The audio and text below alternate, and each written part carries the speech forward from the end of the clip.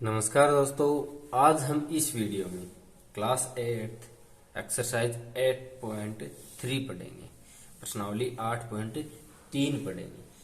अब तक हमने 8.1 और 8.2 में लाभ हानि, क्रय मूल्य, विक्रय मूल्य और बट्टा या छूट या फिर टैक्स या फिर कर के बारे में पढ़ा और उनका प्रतिशत निकालना सीखा।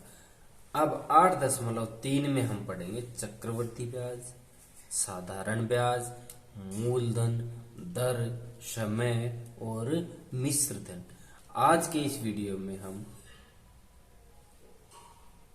बेसिक पढ़ेंगे इसका और इसके साथ साथ 8.3 की कुछ क्वेश्चंस करेंगे। बेसिक में सबसे पहले मूलधन एक्सरसाइज 3। सबसे पहले देखिए मूलधन। जिस धन पे मूलधन क्या होता है? जिस धन पे ब्याज या दर लगता है, जैसे कि 4%, 5%, 10%, कितने समय के लिए दिया होता है, जैसे साल भर के लिए, 2 साल के लिए, 3 साल के लिए, 5 साल के लिए, तो वो क्या कहलाता है भाई? मूलधन। यानी जिस धन पे ब्याज लगे वो क्या होता है? मूलधन, यानी जो अपना धन है। ब्याज तो दूसरा लेके जाता है तो वही देता है ना, तो वही। अब देखिए 1 वर्ष के लिए साधारण ब्याज 5% दिया हो, मान लो 1 वर्ष के लिए समय दिया है 1 वर्ष,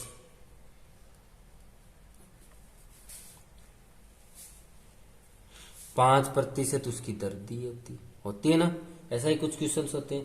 मूलधन 500 रुपये दे दिया, मान लो मूलधन 500 रुपये, ब्याज आ गया उस पे 5% की दर से 50 रुपये, आ गया ना। 100 रुपये पे 5 रुपये, मान लो 50 रुपये। तो उसका मिश्र धन या इनका कुल जोड़ देंगे तो कितना आ जाएगा? 550 रुपये। ये तो हो गया साधारण ब्याज। साधारण ब्याज। अब चक्रवृद्धि ब्याज क्या होता है?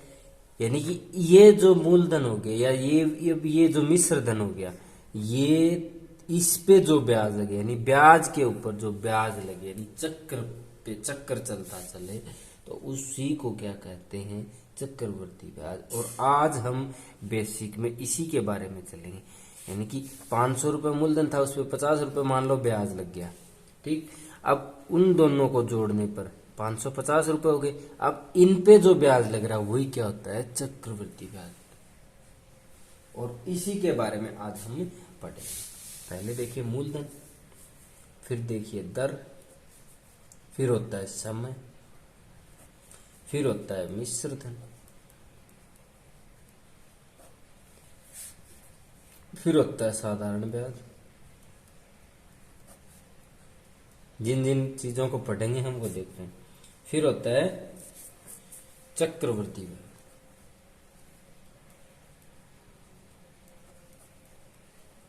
ध्यान से पढ़ना, जितना अगर आप लोग ध्यान से पढ़ोगे ना तो इसमें आप लोगों को कोई भी कंफ्यूजन नहीं होने वाला है। अगर एक बार ध्यान से पढ़ लिया तो लाइफ टाइम, लाइफ लॉन्ग आपको कभी भी इसमें कोई भी दिक्कत नहीं होगी। देखो साधारण ब्याज करने का सूत्र क्या होता है? मूलधन आपको बताई दिया, समय आपको बताई दिया, दर आपको बताई दी, मिश्र धन यानी कि जो ब्याज होता है वो मूलधन में जोड़ देते हैं तो क्या होता है? मिश्र धन होता है, जैसे कि यहाँ पे बताया मैंने। अब देखिए साधारण ब्याज ज्ञात करने का सूत्र होता है मूलधन गुणा दर गुणा समय भाग में क्या होता है भाई? 100। ये सूत्र है। अब इस सूत्र से हम लोग मूलधन का भी सूत्र निकाल सकते हैं, समय भी निकाल सकते हैं, दर भी निकाल सकते हैं, तीनों निकाल सकते हैं इसी सूत्र को तोड़ मरोड़ के, यानी कि पक्षांतरण करके। अब देखो पक्षांतरण करेंगे, मान लो कि मूलधन ही निकालना है। मूलधन का सूत्र क्या होगा? मूलधन यही रह गया। अब ये 100 गुण भाग में, तो इधर जाके गुणा में हो जाए। क्या है अभी? साधारण ब्याज। गुणा 100, भाग में था गुणा में चला, अब ये ऊपर गुणा में है तो ये भाग में आ जाएगा, बट्टे दर गुणा में समय। बन गया ना, देखो इसी से बन गया ना, वही है। दर बराबर क्या होगा, अब दर को रख लेंगे तो दर बराबर होगा ब्याज गुणा 100 बट्टे जो बच गया मूलधन गुणा में समय। समय याद करना तो क्या होगा, वही ब्याज गुणा 100 बट्टे मूलधन गुणा में दर। आगे भी, और मिश्र धन आपको पता ही है क्या होता है, ब्याज प्लस में मूलधन, क्या होता है मिश्र धन। अब चलते हैं अपने भाई चक्रवर्ती ब्याज। चक्रवर्ती ब्याज निकालने के लिए हमें सबसे पहले चक्रवर्ती मिश्र धन निकालना होता है। चक्रवर्ती ब्याज को निकालने के लिए हमें मिश्र धन निकालना पड़ेगा, और वो भी कैसा, चक्रवर्ती। और उसके लिए सूत्र क्या होता है, देखो चक्रवर्ती मिश्र धन,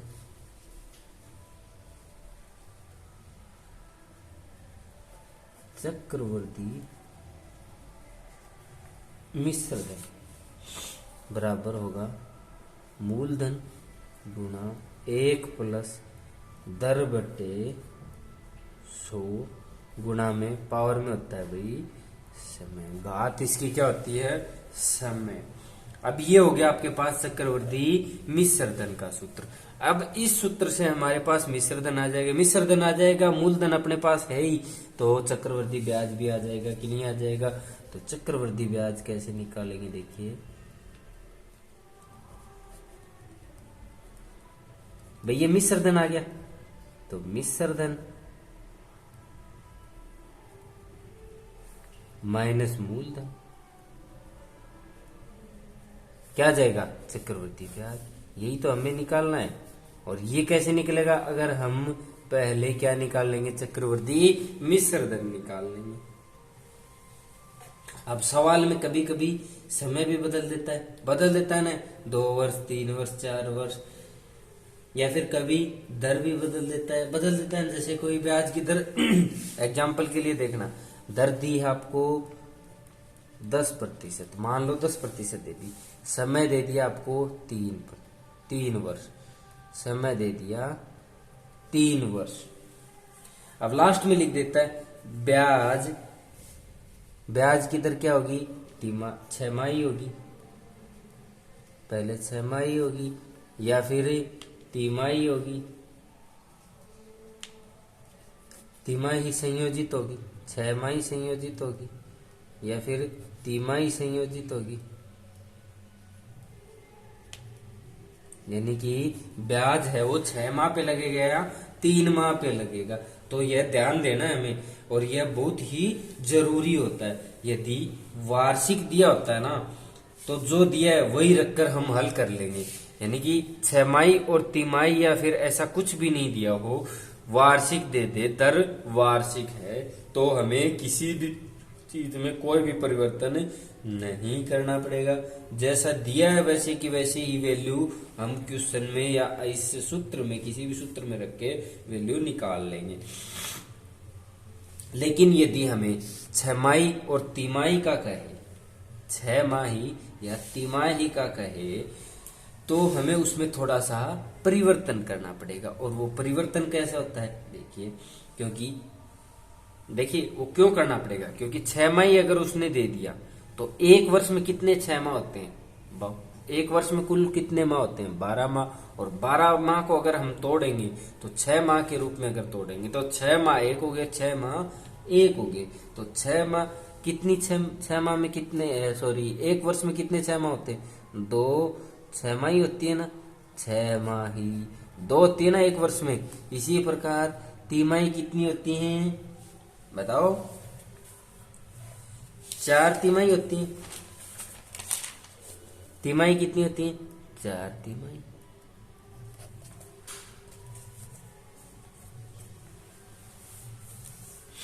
अब देखिए, जब तिमाही की बात करें,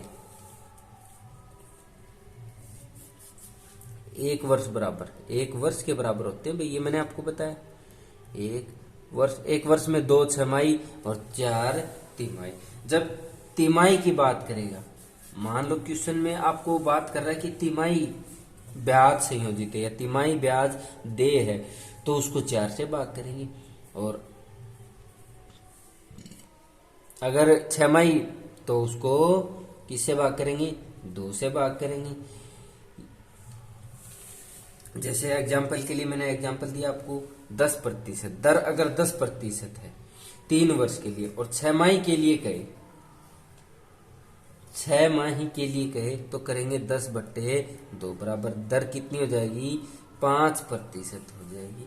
दर मैंने आपको बताया 10% है और आपको कहे 6 माही दे है भाई ब्याज, मैं आपको कह दूं कि भाई मैं 6 माही ब्याज लूंगा, तो दर ब्याज की दर 10% है तो वो कितना हो जाएगी? 5%। अब 6 माही के लिए कितनी हो जाएगी? समय 3 वर्ष है, समय 3 वर्ष है तो वर्ष कितना हो जाएगा 6 माही के लिए? 3/2। अब कितने समय के लिए निकालेंगे 5% का? 3/2 वर्ष के लिए निकालेंगे। क्यों? क्योंकि उसने क्या दिया है? ब्याज 6 माही संयोजित करना बताया है, इसलिए। अब देखो कभी कभी हमें क्या दे देता है, जैसे कि मान लो कि कुछ और भी दिया होता है, ये आ गया बात समझ में। अब आगे देखिए, कभी कभी हमें क्या देता है, जैसे कि दे देता है 2 वर्ष 4 माह, 2 वर्ष 4 माह। अब 2 वर्ष 4 माह है तो देखो, तो हमें चक्रवृद्धि ब्याज वार्षिक है। कभी कभी हमें दे देता है 2 वर्ष 4 माह के लिए चक्रवृद्धि ब्याज वार्षिक दे है। वार्षिक दे तो इसके लिए हमें देखो ऐसा दे दे और हमें बोल दे वार्षिक ही दे, तो वार्षिक दे तो इस 4 माह को हम किस में बदल लेंगे? वर्ष में बदल लेंगे। और इसको वर्ष में कैसे बदलेंगे? इसको 4 माह को, भाई ये तो 2 वर्ष तो है ही, 2 वर्ष तो है ही, वर्ष में ही बदल रखा है। अब 4 माह को अगर वर्ष में बदलेंगे तो कैसे बदलेंगे? 4 में कितने का भाग दे देंगे? 12 का। तो क्या आ जाएगा? वर्ष आ जाएगा कि नहीं आ जाएगा? 4 का 4, 4 तिया 12। तो क्या आया? 2 से ही 1/3 वर्ष। ये आया ना आपके पास वर्ष। अरे तो इसके लिए सबसे पहले हम क्या करेंगे? माह को वर्ष में बदल देंगे। बदल दिया ना? बदल दिया। और 12 का ही भाग क्यों दिया ये भी मैंने आपको बताया। अब जैसे कि आपको दे दे 2 वर्ष 4 माह, तो हम वहां थोड़ा सा सूत्र चेंज करेंगे। अब जैसे कि ये आ गया तो इसके लिए हम थोड़ा सा सूत्र को चेंज कर लेंगे। अपने पास पहले सूत्र क्या था? चक्रवर्ती मिश्रधन का मूलधन गुणा 1 प्लस दर बटे 100 की घात में क्या होता है? समय। अब देखो उसके लिए मिश्रधन का सूत्र यही लिख देता हूं, मिश्रधन चक्रवर्ती मिश्रधन है, चक्रवर्ती मिश्रधन मूलधन गुणा 1 प्लस दर बटे 100। ठीक है, पावर में समय गुणा। अब देखो यहाँ पे 1/3 वर्ष आया था, तो ऐसा कैसे लिखेंगे? 1 प्लस 3/2 गुणा में दर क्या आई थी अपने पास? 5 वर्ष। ये जो भी दर है वो दूसरी वाली दर है ना, वही दर बटे उसको दर 1 लिख दें या कैपिटल आर से दर प्रदर्शित कर दें, कैपिटल आर वही 100।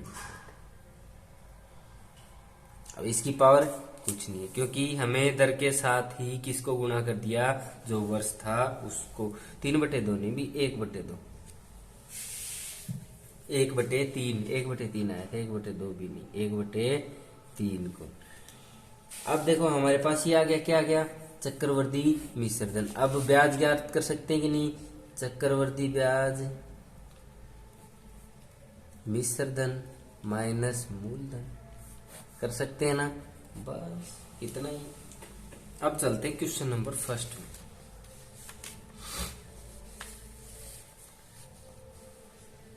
बेसिक क्लियर है अभी मेरी तरफ से, इतना ही था बेसिक में, और कुछ भी नहीं है। अगर यही अगर चीजें आप लोग ध्यान में रख लोगे तो काफी है।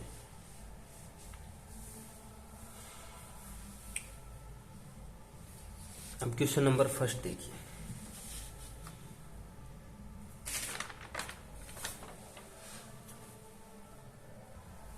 क्वेश्चन को ध्यान से पढ़ना है।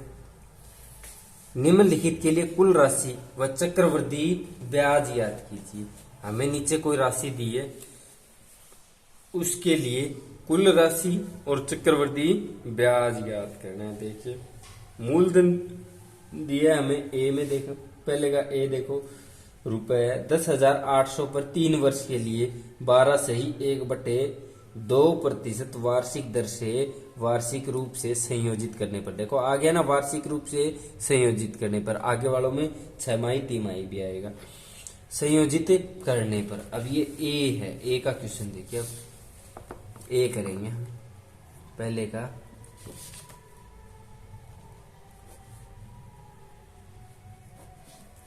पहले का ये देखिए, मूलधन हमें दिया है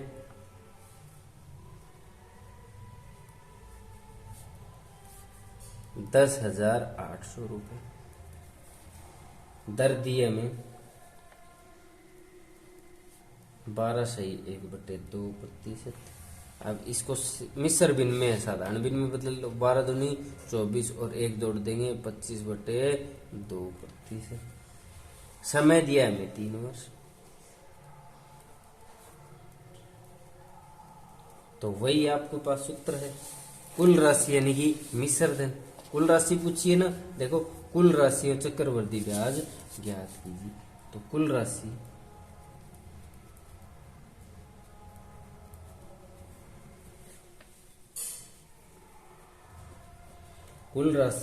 या फिर क्या होता है मिश्र धन, चक्रवृद्धि मिश्र धन।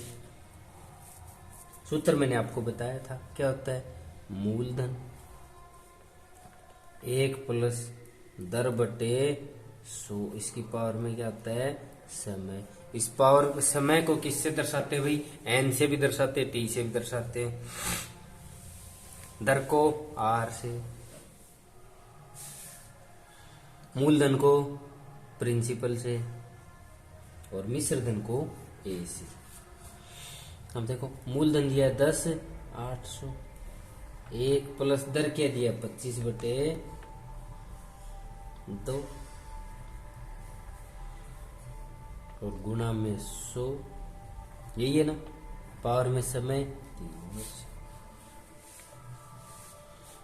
कट रहा है तो काट दो। अब आप लोग बोलोगे सर ये कैसे है, 25/2 बट्टे में 100, 100 के बट्टे में 1 मान लो, गुणा करोगे 1 25 के साथ गुणा में चला जाएगा और 2 के साथ 100 गुणा में रह जाएगा। देखो 25 का 25, 25 के 100, 10,800 इंटू 1 प्लस 1/4 दूनी 8 हो गया, भाग में 3। अब इनका ब्रैकेट के अंदर ही क्या ले लो, एलसीएम ले लो। 1/1 मान करके ले सकते हैं ना एलसीएम। एलसीएम लेंगे तो क्या होगा, 1 और 8 का एलसीएम 8, इंटू में भी ये ब्रैकेट के अंदर है 8 प्लस 1 की पावर 3। इसको सरल करो, 10,800 इंटू 9/8 और इसकी पावर कितनी है 3, यानी कि 10,800 गुणा 9/8 गुणा 9/8 गुणा में 9/8।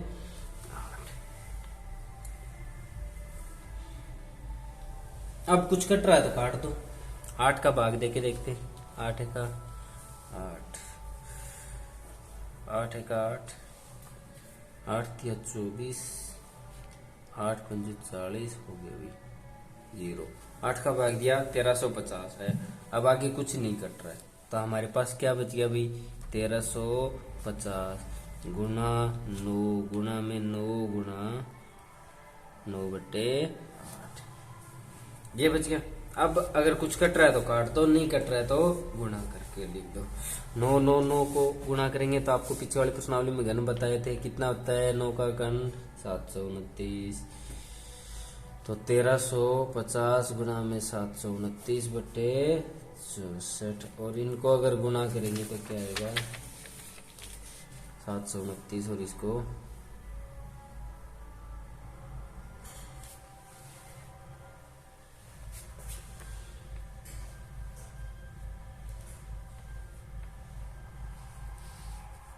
बट्टे 64 और इसमें अगर भाग देंगे तो आएगा हमारे पास 15,377.44।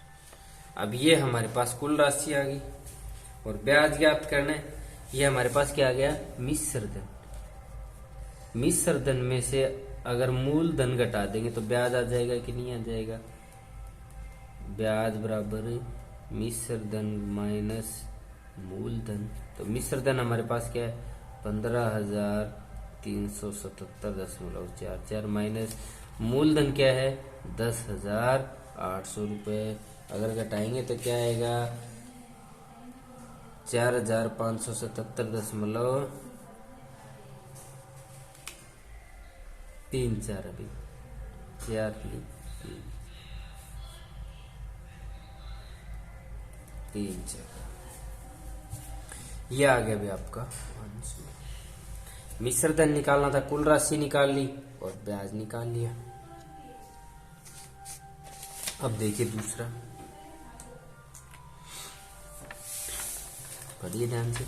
18,000 रुपए पर 18,000 रुपए पर 2/1/2 वर्ष के लिए 10% वार्षिक दर से वार्षिक रूप से संयोजित करने पर, इस साइड लिख लेते हैं बी। पहले का बी है मूलधन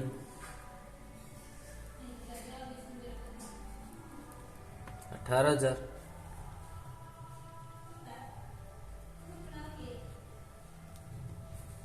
दर 10%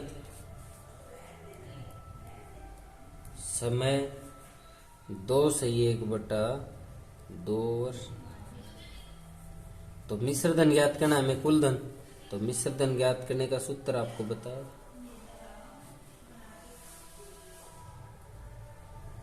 मूलधन गुणा 1 प्लस दर बट्टे 100 और इसकी पावर टी यानी समय, एन से भी दर्शाते हैं, एन भी हो सकता है।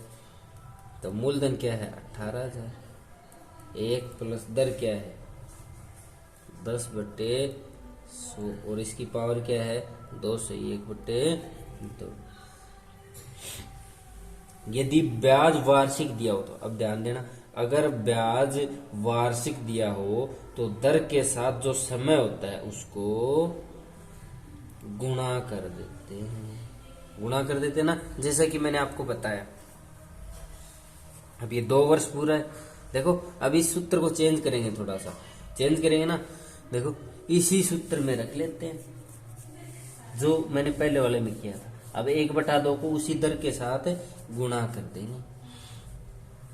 तो मिश्र धन क्या होगा भाई, मिश्र धन बराबर 18,000, देखना 1 प्लस 10/100 और इसकी पावर 2 गुणा में 1 प्लस, अब देखो 10 का आधा कर लेंगे तो दर को 1/2 से गुणा करेंगे तो 1/2 गुणा में 10/100,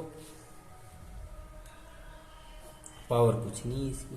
तो 2 1 2 2 पंजू 10, क्या है भाई 18,000, 1 प्लस 10/100, 0 से 0 कट गया, पावर में 2 है।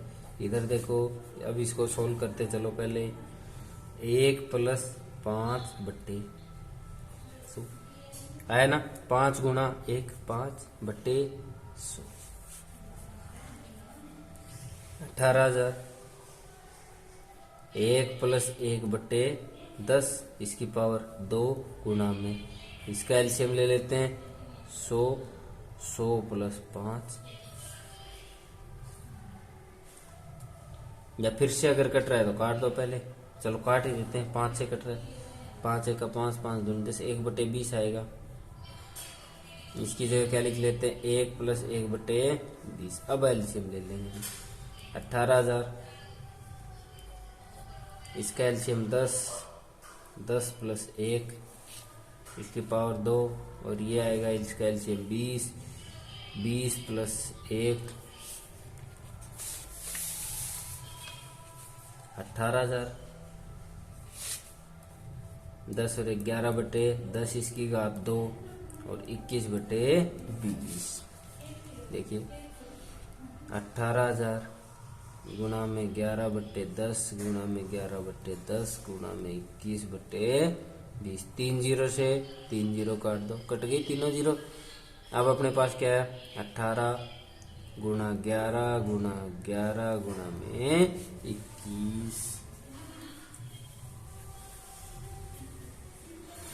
अब क्या है अभी बट्टे 2 भी है, अभी बट्टे 2 है ना।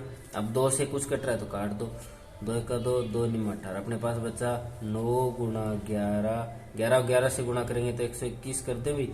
121 गुणा में 21। इनको अगर गुणा करेंगे, इन दोनों को करेंगे तो 9, 9 दूनी 18, 9 और 1 10 गुणा में 21। अगर इसको अगर 21 से गुणा करेंगे तो आएगा भाई 22,869।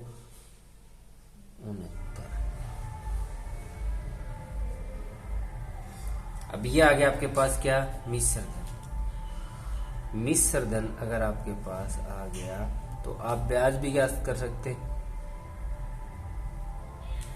तो ब्याज क्या होगा मिश्र धन माइनस मूलधन। तो मिश्र धन क्या है 22,869 माइनस मूलधन क्या है 18,000। घटाएंगे तो क्या आएगा 9, 6, 8, 9, 6, 8, 4। ये आएगा भाई आपका ब्याज, ये आपका आंसर।